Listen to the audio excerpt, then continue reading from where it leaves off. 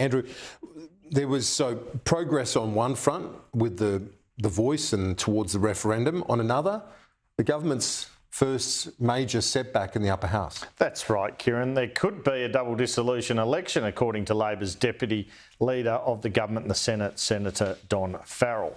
That's after the Greens and Coalition voted to delay until October a vote on the government's Housing Future Fund legislation. Prime Minister Anthony Albanese had tried to win the Greens' support for the bill after announcing an extra $2 billion for social housing over the weekend.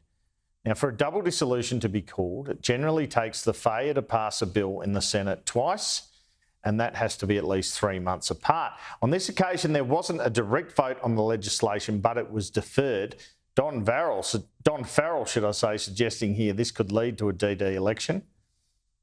Plenty of excitement and that axis of evil that we saw, where the Greens and the Coalition lining up to vote against $10 billion worth of housing.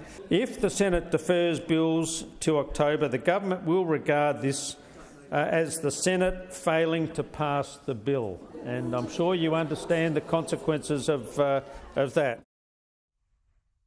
All right, some George W. Bush action there from Don Farrell, the axis of evil. I think it was Iraq, Iran and North Korea that he was talking about in his State of the Union speech at the time. Well, there's some dispute on this double dissolution question. Constitutional lawyers are saying a bill normally has to be defeated twice in order to trigger a double dissolution. The opposition Senate leader, Simon Birmingham, indicated if the government had to fight a double dissolution on the issue in terms of a deferral of the legislation, the coalition would be happy to take up that fight. Greens leader Adam Bandt said the same. Well, if that's where it ends up being, then that's what we'll fight. But we are looking at this through the lens of the policy question. If Labor wants to go to an election on the basis that Labor wants rent increases to rise by as much as any landlord or property investor wants, and there to be no limit on rent increases, then that would be, bring it on. So the Greens want a rent freeze as well, which is the province of the states.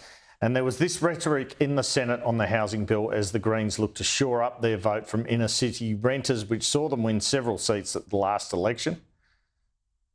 It is disappointing that so far the Prime Minister has done nothing for renters in this country. They've used every trick in the book to delay having a vote on this, but this is a new low today where they're actually going to partner up with those opposite who did nothing for a decade.